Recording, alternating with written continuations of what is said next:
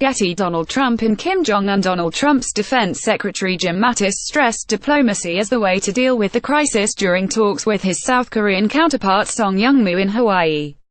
The talks came day after Seoul's top diplomat said a military solution would be unacceptable in the troubled region, which has seen relations improve in the run-up to next month's Winter Olympics. Mr. Mattis said, diplomacy should impose reason on Kim's reckless rhetoric and dangerous provocations.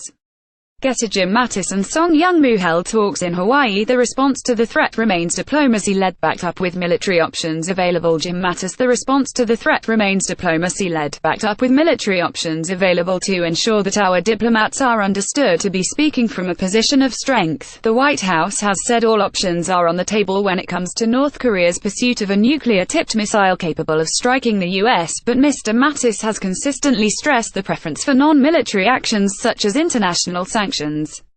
He renewed that message as he met Mr. Song at the U.S. Pacific Command headquarters in Hawaii.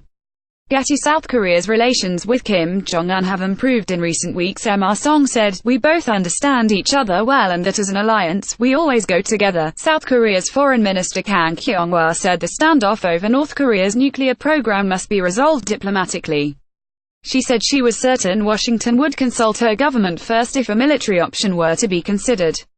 Getty. South Korean police prepare for the Winter Olympics. She declined to comment if Washington had given Seoul clear assurance, but added, "This is our fate that is at stake. Any option that is to be taken on the Korean peninsula cannot be implemented without us going along." After their first formal talks in more than 2 years this month, officials from the two Koreas have been visiting each other to facilitate the North's participation in the Olympics, to be held in the South's alpine resort town of Pyeongchang. North Korea has waged a publicity campaign around its attendance, calling for all Koreans at home and abroad to promote inter-Korean cooperation.